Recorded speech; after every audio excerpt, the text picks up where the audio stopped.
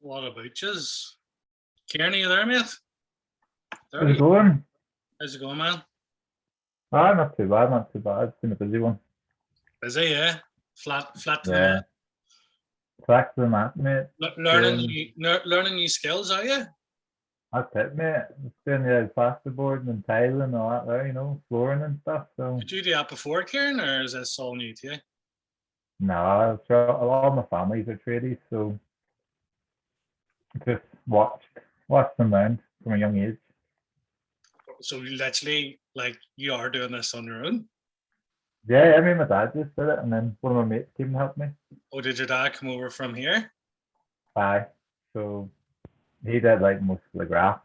But then he was kind of like showing me as we went along, being like, this is what you do. This is like your mix and stuff. Because that's the biggest thing. Your mix is like if your grout mix isn't great, or like your adhesive mixes and stuff, you teach me all that stuff. So it's good.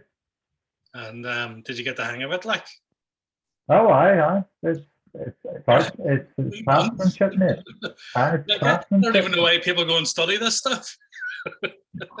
No. How's your Well, job here? the difference between if everyone gets trained up in it, it's the finish. It's the difference, mate. You can do it, but it's all about that finish. Getting good quality finish is the hard part. Okay, that Dan shouting at me in the background. I can't see his video.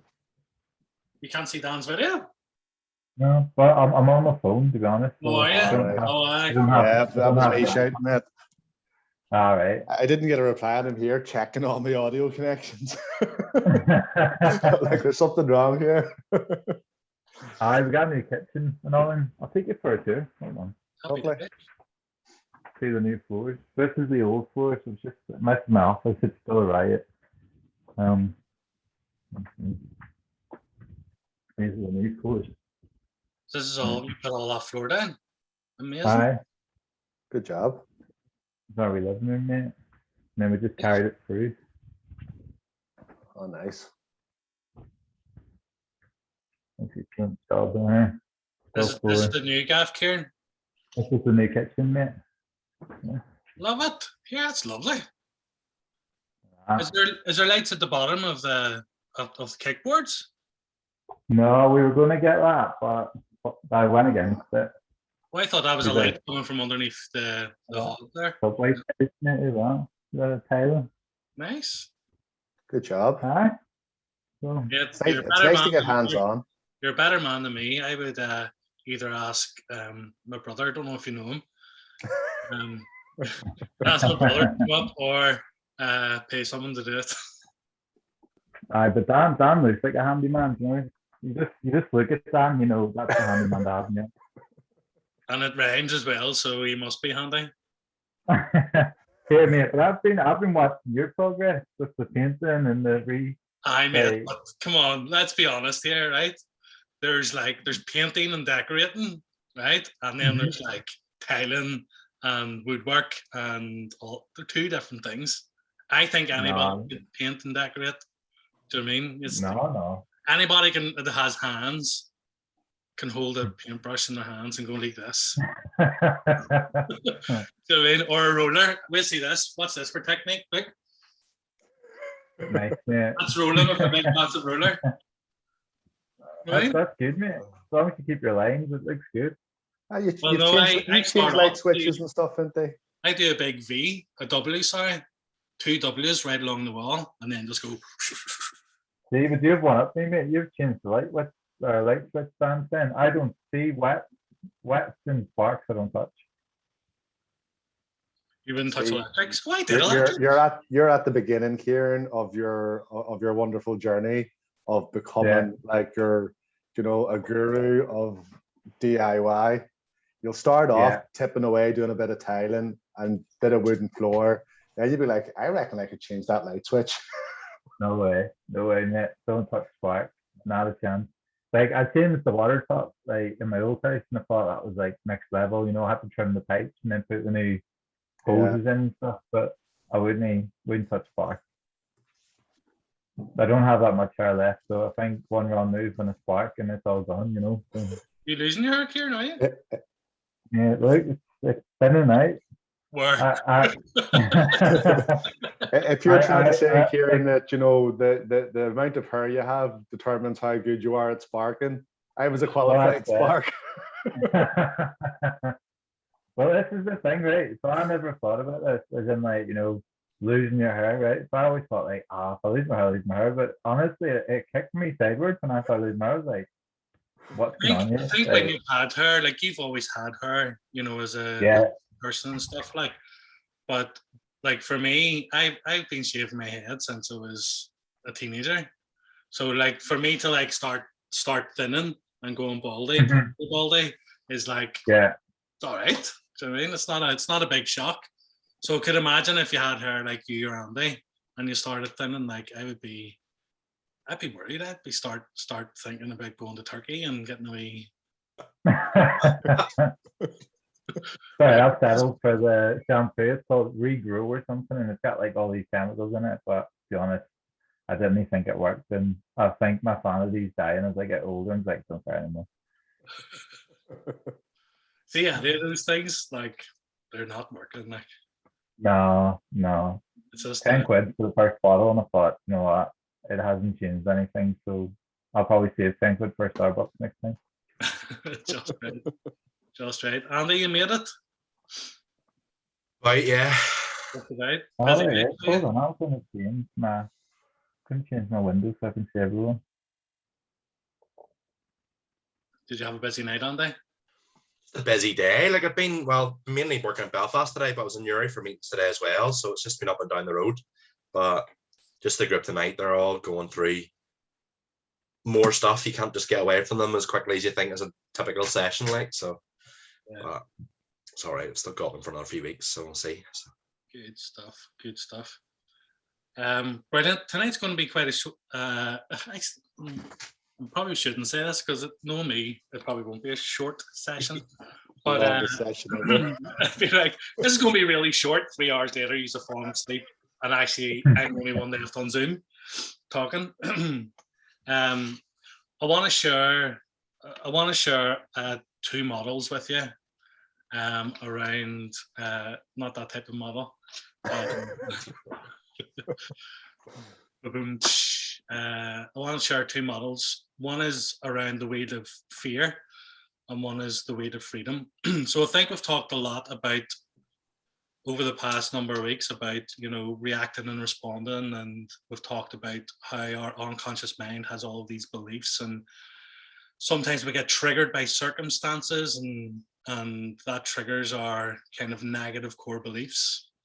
What I want us to do is I want us to be crystal clear when by the end of this session, not this session, by the end of our Mind Fit program, I want all of us to be crystal clear on what is our core negative belief that when it gets triggered causes us to go into like sabotage patterns or protective behaviors and that kind of stuff.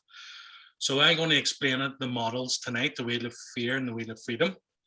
It's going to be very, very brief, and you'll have 2 exercises to do then this coming week.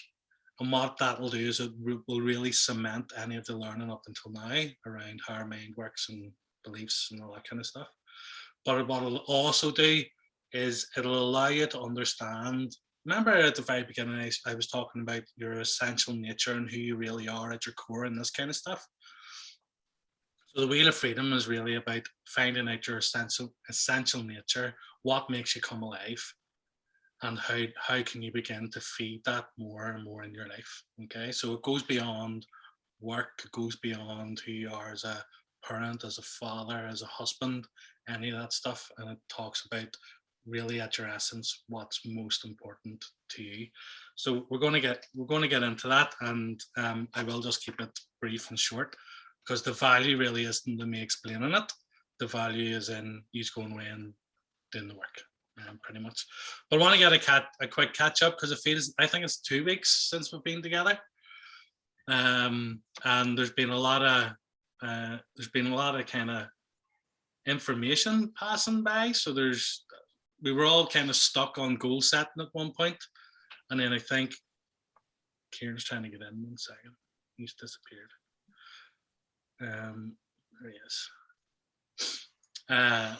we were kind of struggling, I think, as a group to get past that stage, and then I think everybody's on board now. We've all got our 90-day goals, our 60 and 30-day goals, which is great. So I want to just get a catch up and just to see where you're at in terms of Why is it? the work. Right. You back? We Internet? lost you. We lost you. Oh, you lost me? Yeah. Oh. See, yeah, okay. That's all. It's all good. I wasn't saying anything important, did I? I was just flagging it. What do we call it? So what did you hear? What did I like? I've been waffling for 5 minutes there. We only lost you for like 20 seconds. Well, 20 seconds. Oh, brilliant. Okay, so everybody I think is up to speed with the 90, 60, 30-day goals, which is great. So I want a bit of feedback on how that's going. But then there was also sent out the beliefs workshop session that I don't know if you just managed to see it or do it. The what lies beneath. What lies beneath? Yeah. Okay. Yeah. Yeah. There is a horror film with it. There is a horror film with it. There is horrendous. Yeah. It was near water and all. There was water involved and all. Yeah, it's like I remember a woman in a bath at one point. Yeah, and he that's gets right, pulled yeah. into the river. That's just Yeah. what popped into my head there, Kieran. A woman in the bath. That's right. What lies beneath? Yeah, and he gets pulled in and end up in the lake or something. Yeah. You gotta kind of wonder what was going through my head when I named that session. No idea, man. That's not good. And then today I was playing love songs like as the welcome music. Maybe you're all that I want. Anyway, all good mood. Brilliant. So let's get a bit of feedback. Andy, we'll start with you because your goals are pretty fresh in your mind at the moment. So how did you find the process? I think it tied, it was interesting because it tied back in when you were talking about in the What Lies Beneath session about your client who procrastinates as well, and that idea of not putting your whole self in and everything. And I think that was what put me off so much, was that fear of even trying it and then it not turning out the way I want. And just, so part of me still afraid I've made them too easy. So I think, yeah. So even when I got to the end of What Lies Beneath, the IAMs, they scared the crap out of me. They really do. So, but for me, it is just fresh. It's more figuring out what was the one thing you said in it. Do you know what I didn't do? And I'm going, but I don't know where I saw it. Was you mentioned something about the whys. Where were the whys? I didn't do whys. Or is it automatically done? The whys start off at your 90-day goal. There's two places you can do it. I'll probably need to look at the sheet. You can do it at, just see when you're doing the Wheel of Life, and you figure out what your 10 out of 10 would be. Yeah. Once you figure out your 10 out of 10, you ask yourself why is that important to you? You ask 5 times. You ask that 5 times. Right, that's okay. That's all right. You can do it at that section, or you can do it on your 90-day goal. Because if you think about the 10 out of 10 is really your intention. It's more of dream. It's more kind of airy fairy out there, whereas your 90-day goal should be a little bit more tangible. Yeah. So okay. Yeah. You could do it at either part. Not essential, but it's great for motivation to understand actually it's not really about the goal, it's about what this goal is going to give me. So you said you wanted to lose 3 stone. Yeah. In the 90 days. Yeah, so I know the whys of why I want that and all the things that will help with. So in my head I know them, but yeah, I can get it on paper so you know, when you dig down 5 times, you'll get 5 different whys, but the last why that you land on is your deepest motivation. And that's the one that you want to keep in your head, the deeper motivation, not the quick, easy things that come to your mind, because they're easy. You want the unconscious reasons why you're doing it. Okay. Which is why you asked it why so many times. Right. Okay, that makes more sense now. This one. Okay. Do it. Yeah, so Um, but I thought they would do well because it was the end of the well, I'm calling it the limiting beliefs or your limiting thermostat thing. You know, like that idea. I'm going, if I'm having those limiting beliefs, is it the whys then that come in to kind of stop me from giving up? And I think that's the biggest fear with doing the 90 days was again, it seems so simple and so like tangible, yet actually the self-sabotage kicks in or the laziness kicks in or other priorities kick in, and it's like, yeah, so I think even 90 days is a big step in some ways, I suppose. 90 days is a massive step. And I think that's part of how people can end up self sabotaging and procrastinating, is because 90 days seems so big. Do you know what I mean? And it seems so far in the distance. And it maybe seems like, you start doubting yourself. Some people doubt themselves whether they'll be able to achieve it or not. The thing that's why you break it all the way down to your non-negotiables, the things that you do every day, because it stops you from thinking about the 90 days. So the 90 days, the 60 days, and the 30 days are only really check-ins. Do you know what I mean? So you'll get to your 30 days. I guess you got to know what you're aiming for. So just say you said you wanted to lose a stone in a month, right? So you'll have your non-negotiables. You'll know exactly what you need to be doing every day in order to lose a stone. So all you need to do technically is focus on one day at a time. Yeah. And that's where the whys come in, because the whys then give you the leverage. It's easier to find motivation and get leverage to do something on, when you're thinking about one day. Yeah. It's harder when you're thinking about it as a 90-day thing. Does that make sense? Yeah, oh no, 100%. 100%. Yeah. But you're still doubting yourself. Oh yeah.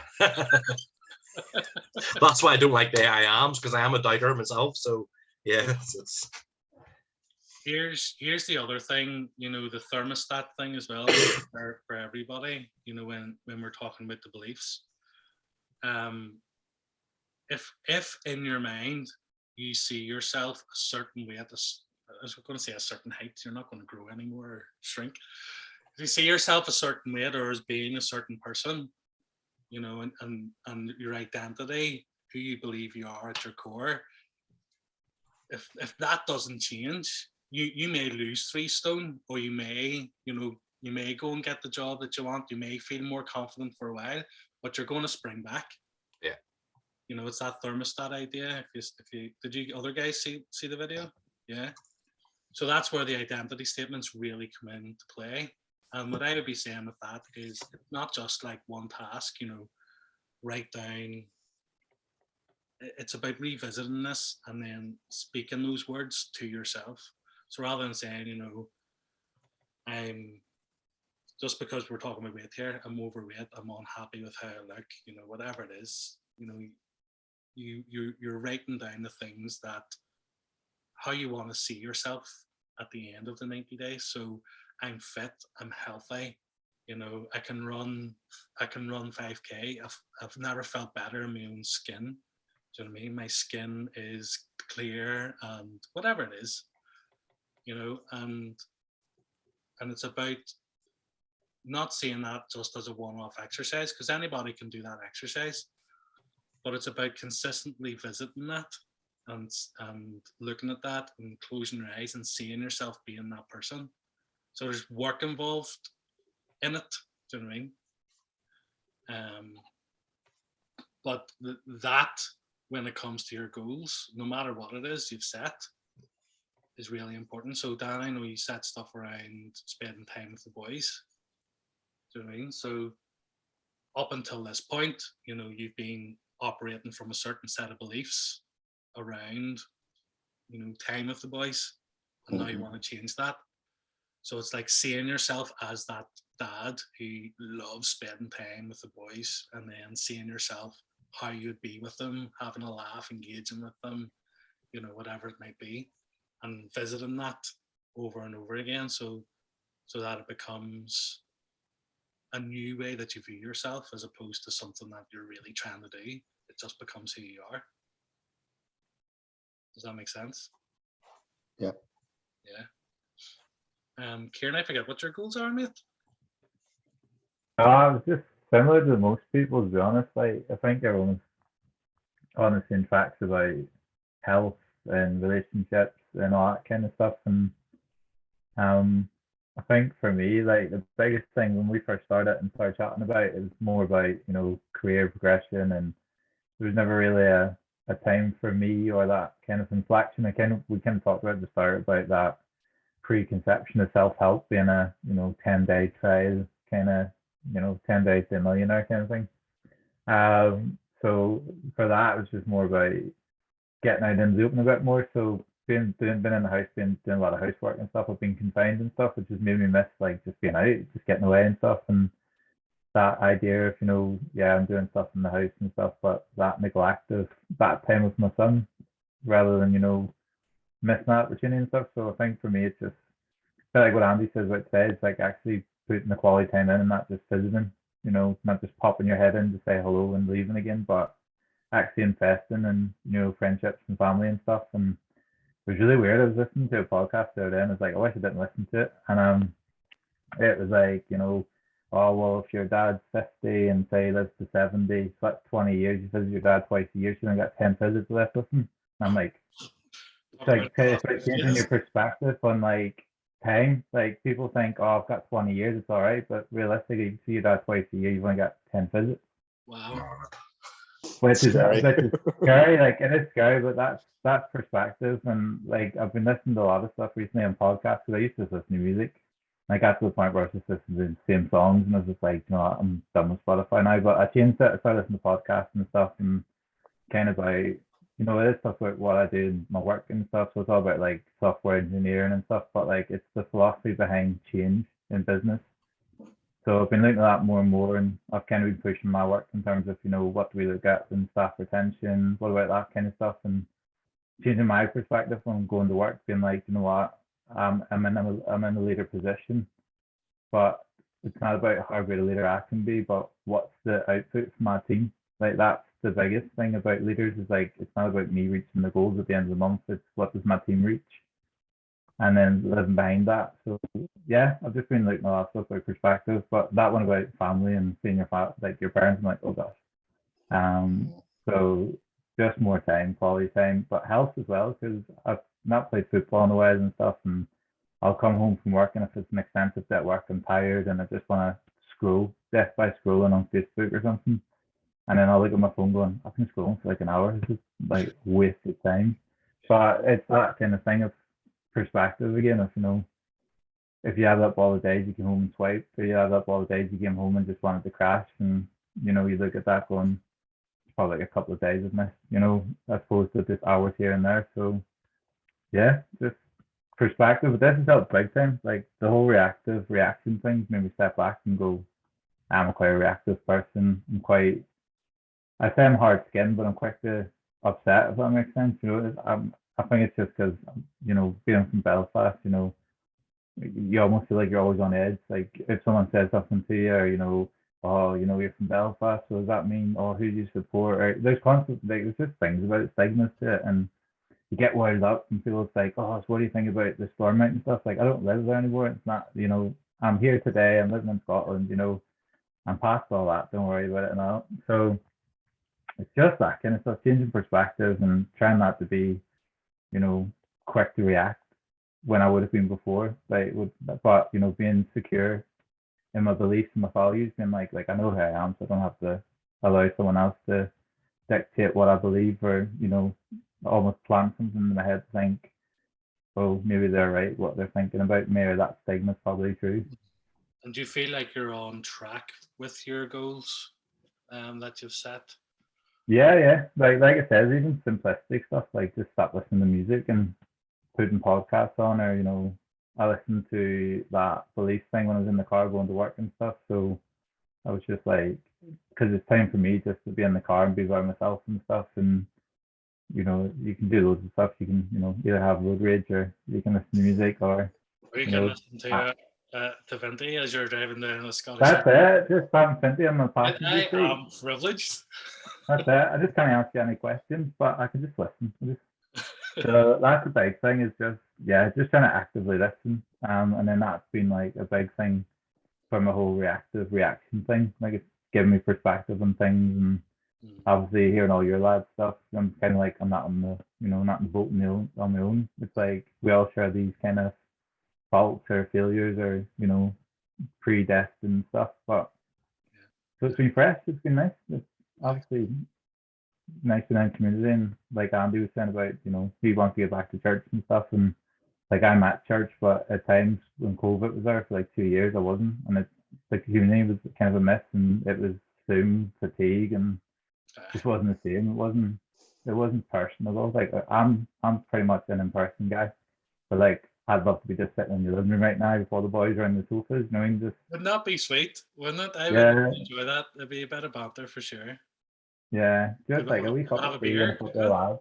Yeah, that's it. Just Yeah. it just opens up dialogue. So that's what I've been pushing for in work and getting all my staff, back to the office and getting back into a room again and letting conversations flow. Where in a conversation like this, it's pause and go, kind of okay, Kieran spoke, who's next, But having that fluidness about conversation just opens up different dialogues, and body language is 100% like more readable than what I'm saying. I could have my arms folded right now and sitting hunched over the sofa, and you're like, all right, this is good what he's saying, but his body language is speaking, sixfold.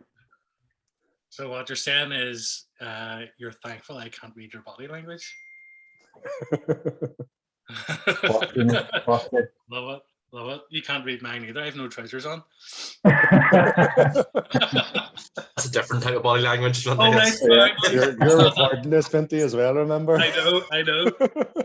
Not this kind of meeting, no. Right, okay. Cheers, Kieran. Appreciate it.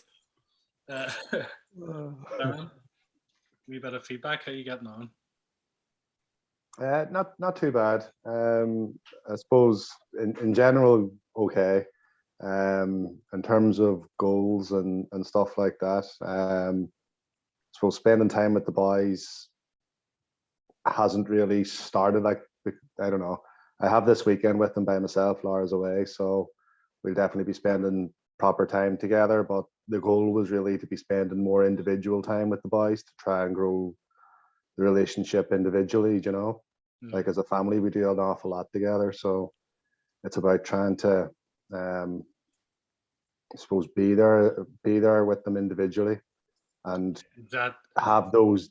I don't mean like deep conversations, but like a check-in. Do you know what I mean? How are you getting on? How is school? Do you ever wonder about this? Or sometimes like life. I know even myself, like life gets in the way sometimes, and you don't get a chance to just chill out, lie back, and just have a nice, easy, free-flowing conversation where things are just said and can be talked about in a nice, calm environment, rather than something happened at school and then there's a row in the house because you shouldn't have said this or you shouldn't have said that. Where the one-on-one thing, you can get to talk more about emotions and feelings, and that's even for me as well. Like I said it before, like having that conversation with Davey about me trying to shout less in the house and explaining to him that I'm really trying, so that both of us are, if we're both aware that we're both trying, then I think that makes the bond, increases the bond between us. So that's probably the one that I'm really more conscious of. The other goals around like doing another course and stuff like that, I'm looking at stuff, but even doing the mountain down in Kerry, like I've checked up about how long it takes and what sort of level of fitness we need and stuff like that. But like, to me, that's something down the line. I'm doing the regular walking and stuff like that, regular exercise. That'll help towards that. And it's really about picking a date and just going down there to get that one done. And similarly with the picking the course. But I've just picking up there on what Kieran was saying. I think that'd be a good idea as well, just to start listening to podcasts around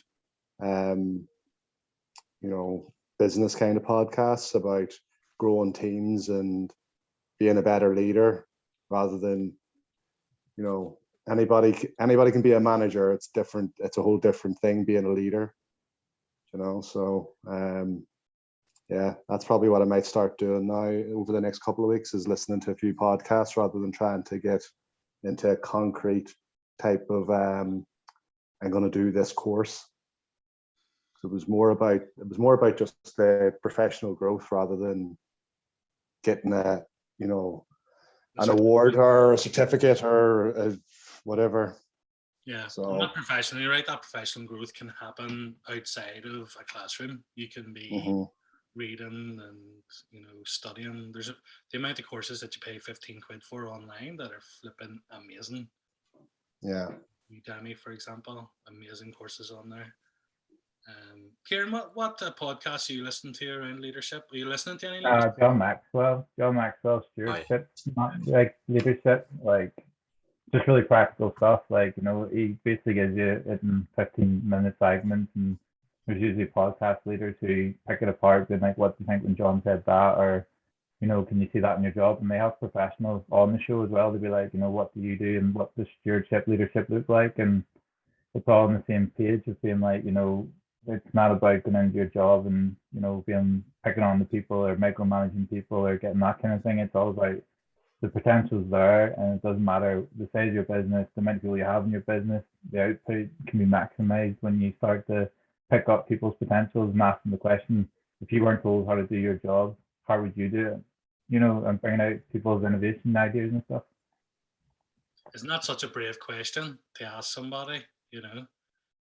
Because when I'm imagining if you have your own processes and ways of doing things, and then you're asking, you know, how would you do this?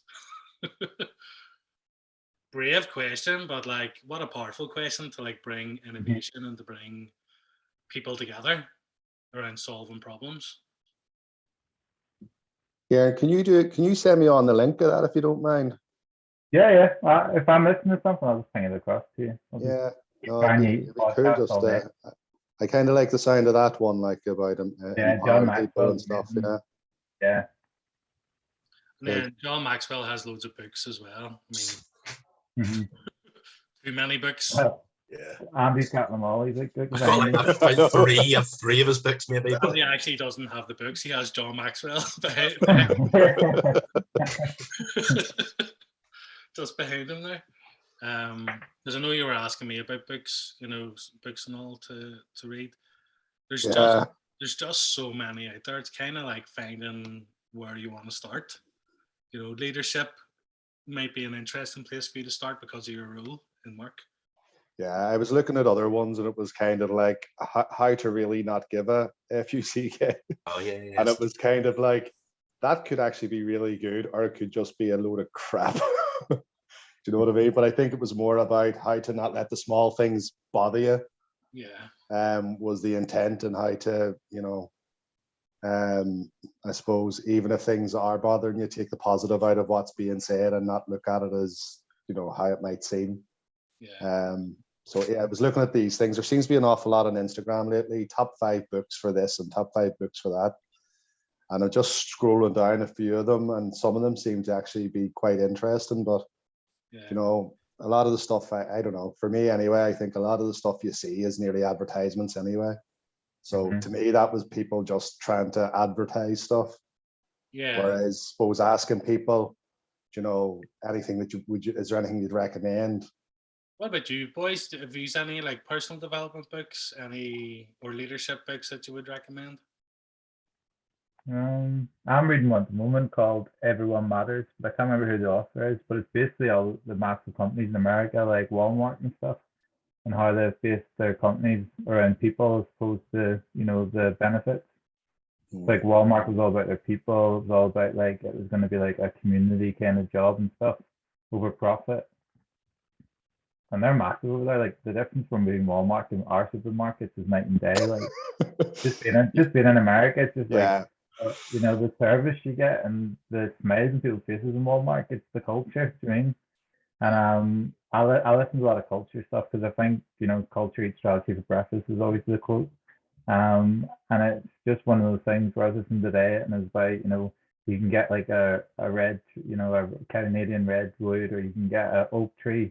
and you can put it in a pot that's 2 centimeters wide, and that massive tree won't grow outside of the capacity of the environment that it's in. But it's not from wrong with the seed; it's just the environment it's in. So the seed's magnificent no matter what. And if you take that seed out and put it in an environment where it would strive, the potential's still in that seed. It's just when you enclose it and put things around it like boundaries and stuff. So it's all about, you're that potential seed, and you shouldn't let your environment surround you, just define you and stuff, and put yourself in environments where you'll grow and get yourself around people who'll grow you and stuff, and your potential can grow. And then I guess as a business owner, how do you create cultures and environments that allow people with that potential to grow and flourish as well?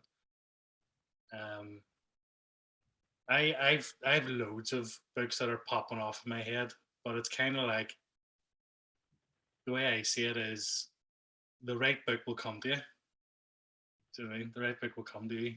See, when you start thinking about what is it that I want to learn more about, do you know what I mean? The right book will come to you, rather than me going, here, read this one, because I'll tell you to read something from my perspective because it's helped me. But we're different people. We're on a different journey. Do you know what I mean? I'll happily tell you that was a load of crap, Vinty, don't worry. It's all right. It's not my book. I won't be offended. Not that I have. Oh, look, it's like I've picked up a couple of books about like the new manager and rules of management and how to empower, and I don't know, a lot of them are kind of like very fairy nearly in a way. It's kind of not tangible as to, or maybe it's just the way I read. I'm not a reader as such. You know what I mean? But it's, I don't know. It's something. Maybe podcast might be a better thing to do. Just podcast might be good and listen to something, because yeah, I can read a book and probably remember about the last 5 pages of it and go, I think there was some good stuff in that, but I can't remember what it is. But that's okay. But that's the difference between reading and studying, though. Yeah, I suppose. Do you know what I mean? Like when you, if you're really looking to grow in your leadership ability, or as a person, as a leader, then you don't read a book, you study a book. Mm. Do you know what I mean? And you do, and most of these books come with exercises. Do you know what I mean? So you do the exercises and you use that as study time, so you're growing. And I would agree, like I have some business books downstairs that have like strategy stuff and all in it. That's only good when you are a good leader. Do you know what I mean? Mm. So my advice would be to anybody is like, start with yourself and who you're being and who you are. And then once you've like grown in that, add the strategy stuff, add the culture stuff, like how do I create cultures and what are the strategies to do that, and all that kind of jazz. I'm just curious about your goal there with the boys, Dan, and just wondering like, what is it that's getting in the way from that happening, and is there a practical step, is there a practical thing you can do to like move that forward, because I know that was really important to you. Yeah, it's not so much, I suppose it's just really time. So like there's times where like at the weekends, I could be taking Davy or Danny to one of their activities, but that's 5 or 10 minutes in the car going there, and then they're in doing the activity, and it's 5 or 10 minutes home. So it's not like, I suppose it goes back even to what the lads were saying about, having like proper time, like, not just the calling in for 5 minutes, but So what way and that's kind of what I feel is happening at the minute. It's all right, I'll take Davy to this, or I'll take Danny to that, and it's the time I really want is like not focusing in on having to do something, basically just doing nothing, going for a drive and getting a milkshake or something like that and just shooting the breeze, or going for a little walk around the park and just having a chat, Yeah. So I think it's really it's difficult as well, because I don't know, you probably know Davy's pretty lazy, like, you know what I mean? He'd rather just sit his backside in front of the TV. Well, maybe the thing is it's like finding what they would like to do. So make it a Yeah, thing, right? We're gonna and you and Daddy's going to head out or do something. What is it you would love to do? Yeah. It costs loads of ass. That's it. I want to go to Spain. I'd love to go to Legoland. And is it something that would be? Have you chatted that through with Laura? Like, is it well, maybe it doesn't need to be chatted through, but like, have you chatted about what you want to do with the boys so that it's easier, so she can be like going supporting you in it, I guess is what I mean. Not really, because like I can take the boys whenever I want, you know what I mean?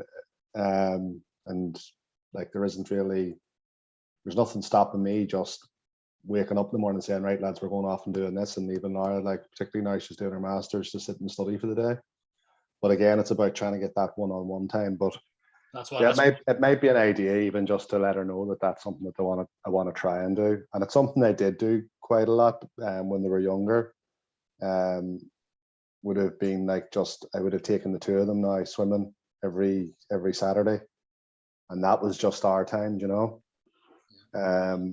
But I think as they're getting older now, like it's better to have the one-on-one, because as I said, like we do an awful lot, like as a family and together, and the boys need to be separate if I want to have that sort of time individually with them, to have those sort of conversations, or just, as I said, it's not about getting deep with them, but just to, you know, catch up. Yeah, quality time. That's it. Absolutely. So my advice would be very, very simple. Pick a day that you want to do it. Speak to Laura, speak to the boys, you know, and just make that commitment that it's going to have, like, it only has to be an hour or so that you're out of the house, like. You know? Yeah, it should be easier now with the longer days kicking in as well, like, you know. I know, it's great. Yeah. Great. Brilliant. I've set goals as well. I had a client goal that I met, so I did. So I've achieved my 30-day earlier than what I thought. So I was happy with that. Well done. What? Well done. Thank you. And then I had goals spending more time with the girls, doing homeworks and stuff, and started off really well. And this week has just been a nightmare. So we'll pick it up again next week.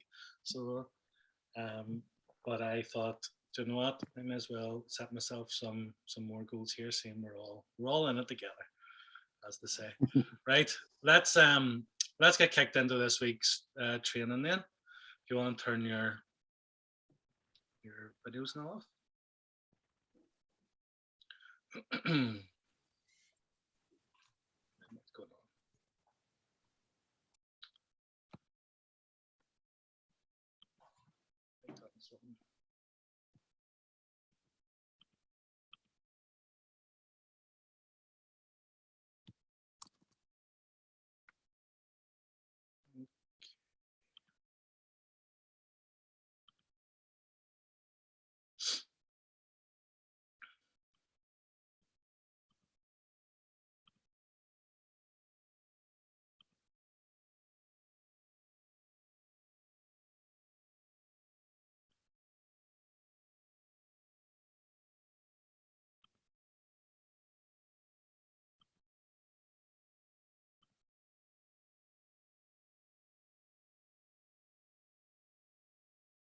Brilliant.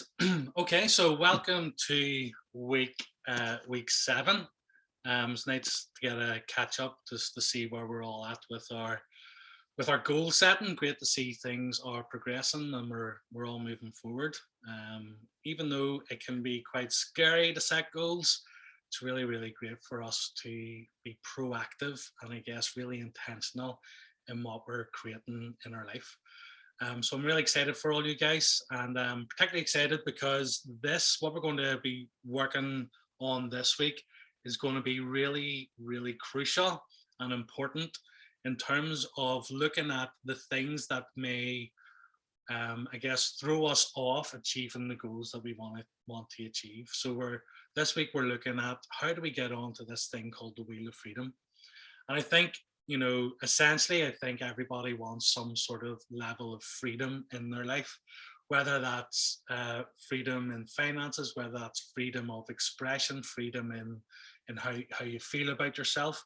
But for many people, freedom is really, really important.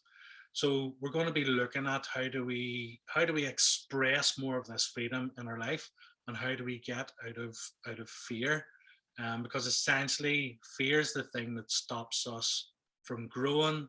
It stops us from achieving. It stops us actually from moving forward towards the life that we're creating. So it's this week's session is going to be really important for us to be able to keep going after the goals that we set ourselves. Sorry. So just as a bit of background, we're emotional beings. I know as men, a lot of us tend to shut down our emotions, but the reality of being a human is that we get, I guess, the pleasure of experiencing all types of emotions, whether that's love, rage, anger, happiness, joy, and everything in between. We get to experience all of those as part of being alive on this planet. But any emotion can be broken down into two camps. There's two base emotions. One emotion is love, and love in terms of energy and vibration is the highest of all. So love is the pinnacle of, I guess, the human experience.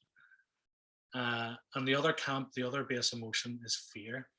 So if you imagine anger, sadness, guilt, shame, worry, doubt, they're all fear-based emotions. Joy, happiness, abundance, creativity are all love-based emotions. So you can put emotions into those two camps.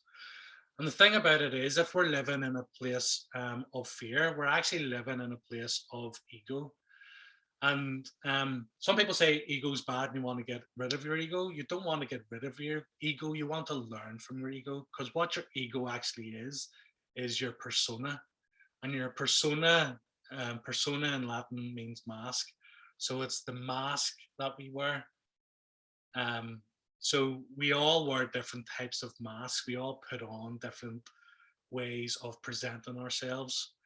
We all have different personalities.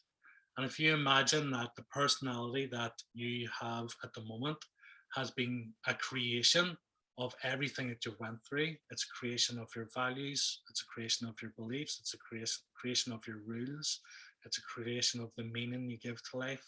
It's a creation from the moment you were born up until now. You have this way that you identify as, I have a way of identifying as Vinti, you have a way of identifying as yourself. And there's some parts of our ego that are there to protect ourselves, because ego is really to protect your sense of value. So we're all valuable people. We all have worth and value, and our ego is there to protect that from ever being damaged. Okay. So when you're living in a place of fear, you're actually living in a place of, I guess, what's the opposite of authenticity? You're not being authentic. You're not being your real sense, the real person, the real you. The opposite then is you can live in a place of love, or a place of abundance. And really what that is that is your essential nature. And this comes back right the way back to something we talked about in session 1. And your essential nature is who you are at your core, before any negative beliefs, before any trauma happened in your life, before you learned how to, I guess, mask hurt, before you learned about shame, all of those things that keep us from being who we really are at our core. Love is your essential nature, and you have an essential nature, and it's not who you are, it's not what you do. It's not the fact that you're a father, you're a husband, you're a friend. It's something much deeper. So if you're operating from a place of fear, fear closes you down and it closes opportunities down. There's a book called Feel the Fear and Do It Anyway. Okay. So for a lot of us, we feel the fear and we close down and we don't do the things that we want. Or we feel the fear and we close down and we push people that we love away from us. Or we feel the fear and we start to close down and we get angry at our loved ones. So fear closes you down and it closes life down and closes opportunities down, whereas love and your essential nature expands. Life is all about expansion because at your truest nature, you're a spiritual being. And as a spiritual being, your spirit always wants to expand. It always wants to become more and be more and do more in the world. So when we're operating from a place of fear, we're not only closing down, but we're not expanding. We're not doing the thing that we're created to do on this planet, and that's why you feel when you're in a place of fear, you really feel that, and you feel like stuck, and you feel like life isn't moving on, and maybe you feel like you don't even know how to get out of it, because your essential nature always wants you to grow and always wants you to expand. So the idea here is that we get stuck in patterns and cycles of fear. And through our own awareness, through doing work like this, and doing any sort of personal development work or healing work, healing traumas from the past, what you're actually doing is you're breaking the patterns, you're breaking the mask, you're breaking the persona, the ego, and you're stepping into your essential nature. And life then becomes more about expansion, becomes about creation, becomes about becoming a co-creator in the life that you want to create, and the things that you want to enjoy and the things that you want to have.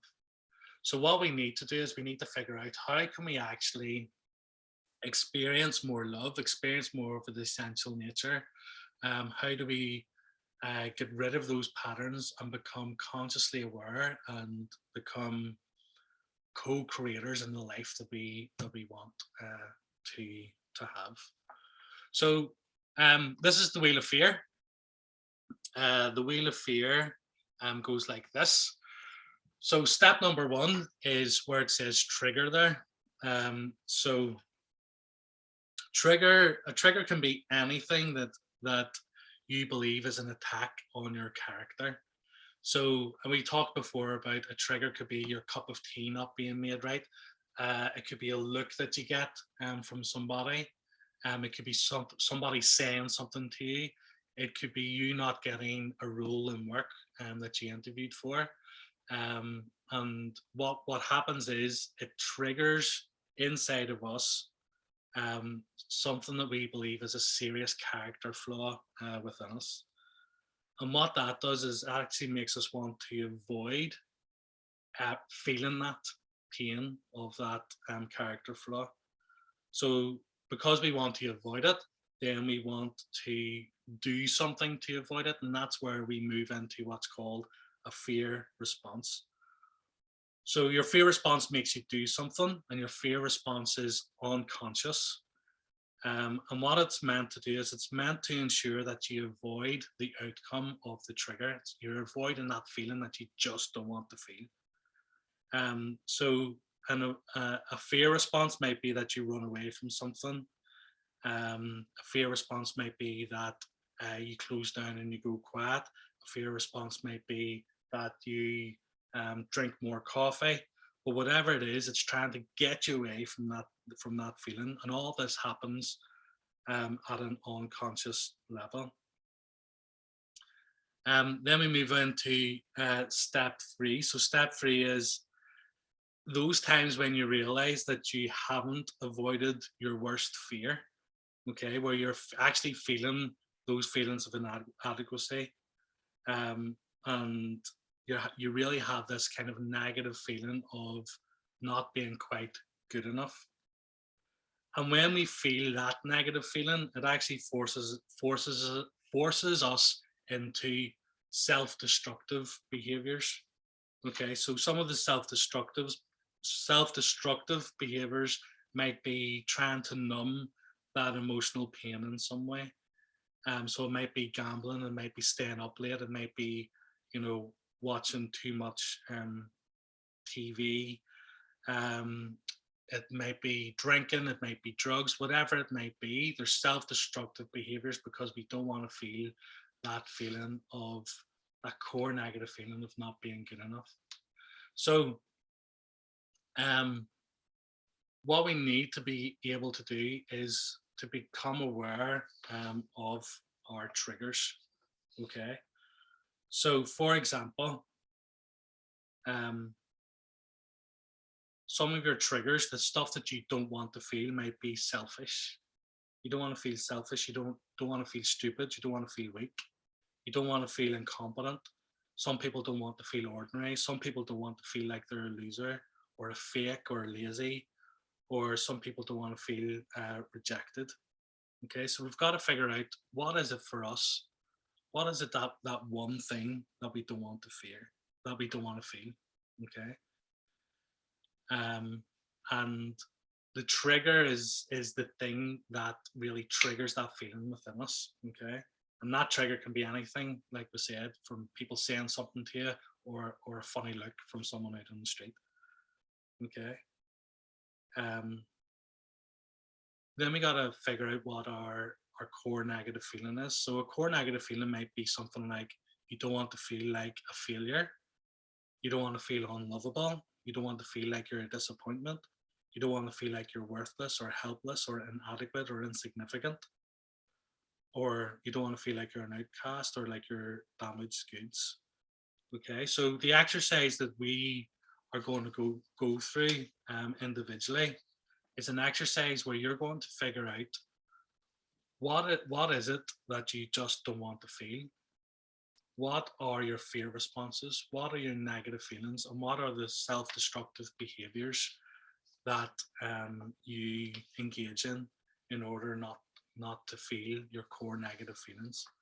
Okay, so I have a core negative feeling of I just don't want to feel not good enough. So I will do anything not to feel that. Okay, so an example here might be, a trigger might be someone asked me to give a presentation to just say 100 people, and I feel worried about that, because what if I go and people think that I'm stupid? Okay, so my fear response might be procrastination. Well, I'm going to say yes to it, but I'm not. I'm going to put it off, because when I think about doing this thing, it actually just makes me like really afraid. So I'm going to put off doing that. But the more that I put off doing that, the more that my core negative feeling of not being good enough starts to rise up, because I'm not putting any energy into creating a wonderful speech or a wonderful presentation. I'm just putting it off. So I might actually start telling myself, well, look at you. You're putting this off. You always put things off. Maybe you are not good enough. Okay. And once I start feeling that feeling of not being good enough, I don't want to feel that. Who wants to feel that? So then I might start staying up late. Then I might start drinking too much coffee. Then I might start, eating sugary foods to make me feel good about myself. Maybe I'll start having an extra glass of wine. And what that does is that keeps me on that wheel of fear, and I go round and round and round, and one thing feeds another. Okay, so you're going to figure out what your own wheel is in relation to that. So how do you know if you're actually on the wheel of fear? One is you might actually start feeling like a victim.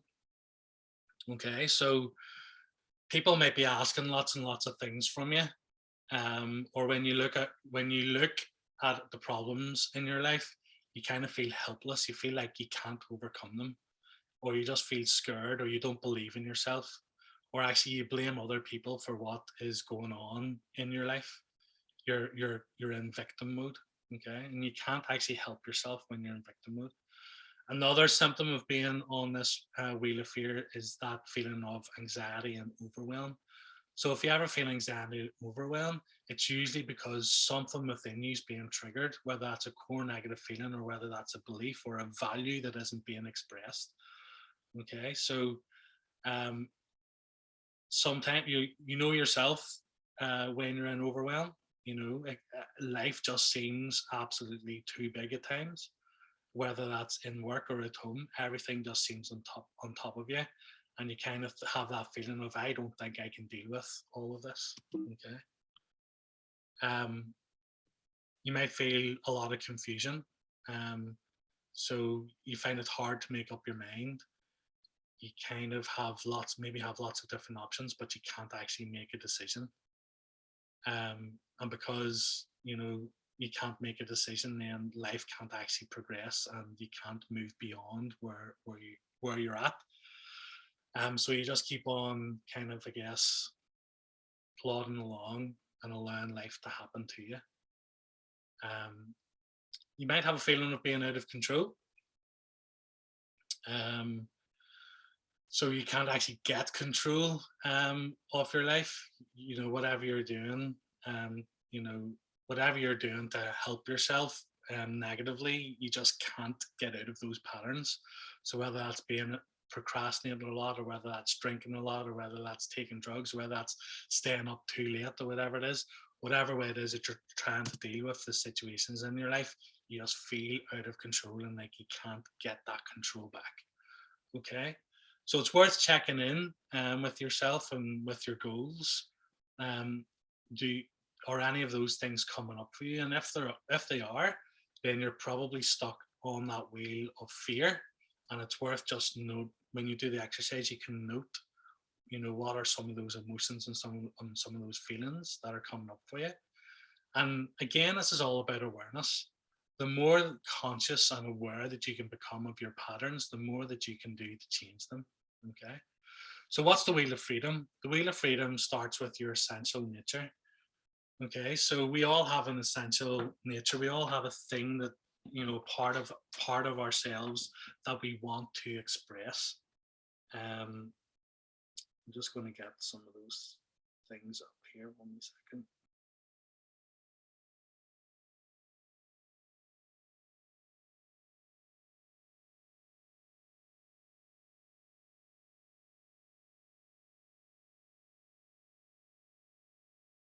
Yeah, so for some of us, like our essential nature, some of us really want to be real and authentic. Some of us are creative. Some of us want to be compassionate. Some of us want to be accountable, loving, courageous, focused, generous, trusting. These are values that we want to express in life. Okay. So again, this is a process that you're going to go through. So this is about expressing your essential nature. So once you start expressing your essential nature, you're going to start engaging in proactive activities that help you express that particular thing. So for example, some of the proactive activities might be, doing things that you love, for example. So whether that's meditation, whether that's some sort of like activity, football, whether that's some sort of martial arts class or drama class or whatever it might be, things that make you come alive, you'll begin to do more of that. When you're on the wheel of freedom and you're expressing your essential nature, you'll actually find it easier to ask for help, because there won't be any kind of feeling of being inadequate when you ask for help. It'll just be, I need help, and it's good to ask for help, and it doesn't mean anything about me as a person when I ask for help. You'll be honest, and you'll have boundaries in place, whether that's boundaries in work or whether that's boundaries in your relationships, how you want people to treat you and how you treat other people. You'll actually think about your own health, and you'll be putting your health first. So you might get more sleep, you might drink more water, you might exercise more. So these are all proactive behaviors, things that you engage in order to express your essential nature. And what that actually does is that gives you a feeling of wholeness, okay, a feeling of authenticity, a feeling that your life matters, that everything about you is aligned. Okay. And that the sense of wholeness then has some expression here. So the sense of wholeness for people might be integrity. practicing what you preach. It might be having a sense of personal power and autonomy so that you can express your personal power. Be having a peace of mind and living in the present moment. It'll be expressing yourself through your own passion, through intimacy, through inspiration, this kind of inner joy and inner confidence, a sense of faith and belief in yourself and in the world. And once you start expressing that wholeness, that alignment, it really starts showing up in your behaviors again. Okay, so you'll be engaging in self-affirming behaviors that affirm who you are at your core, and again that goes in and that feeds your essential nature. It feeds your identity, it feeds your sense of who you are. So what we want to be doing more of is actually doing things, knowing who we are at our core and doing things that make us come alive. And sometimes what that means is, for example, when we are on our wheel of freedom, we might want to set boundaries. We might want to be able to say no to people more. And that can be a scary thing. But once you start expressing who you are and being able to say no and having the freedom to be able to not worry about what other people think about you, that's when you really start living. That's when you're really connected with your heart and with the truest part of yourself. And that's what I want for myself, and that's what I want for my girls, and that's what I want for all the guys going through this program. So there's an activity again that you're going to go through that's going to help you identify your essential nature, your wholeness, and what are some of these proactive things that you can begin doing. So you'll know when you're on the wheel of freedom because you're going to be more present in your life. Okay, so for those of us with families, when you're coming home from work, or for those of us who have loved ones that we want to connect more with, sometimes when we come home from work, we can be all caught up in our own minds. We find it hard to be present. But when we're on our wheel of freedom, when we're expressing our essential nature, we have things and ways to become more present. We can leave work in work and we can begin to engage in the relationships and be present in the moment and not being caught up in our worries, being caught up in our concerns about life and all that kind of stuff. We have a sense of acceptance, okay? So we accept who we are, but we also accept other people for who they are and the decisions that they make. But we also have an acceptance of what's happening in life. And it's an acceptance that says life is always happening for me. And life can't happen any other way apart from the way it happens. Okay, so whatever it is we're going through, we have an acceptance for it. We have a welcoming of it because we know it doesn't mean anything about me and you as a person. But what it is it's an opportunity to grow. It's an opportunity to learn, and it's an opportunity to be saying yes to the ups and the downs of life, no matter what's going on. And we have this inner strength, this real confidence in who we are and what we're about. So we're able to speak our truth. We're able to speak our mind. We're able to stand up for what we believe is true and right in the world, without needing other people to believe what we believe, and without feeling like we should go along with the status quo or whatever it might be. We're strong in who we are. We're strong in our convictions, and we're loving, and we love ourselves enough to allow other people to have their own convictions and their own values and their own beliefs in the world without having to change people to be like us. And with that comes this sense of empowerment. Okay, we feel like we have this inner strength and this ability, this internal locus of control, where we can express who we are and we can create things in our life, and we can take control of the things that need to be controlled, and we can have difficult conversations, and we can set boundaries, and we can do all these things because we've actually, I guess the truth be told, we've fallen in love with who we are. And when I say that, I don't mean that in an egotistical way, but we just really love who we are, and we love expressing who we are. And that brings that sense of empowerment. Okay, so this week what I want us to do is I want us to go through those activities and really get a sense of where you're at on the wheel of freedom and the wheel of fear. And it's really going to make a massive difference in terms of how you see yourself operating over the next couple of weeks and the next couple of months. And it'll make a massive shift in terms of the goals that you are going after as well over the next 90 days. You can put your videos back on.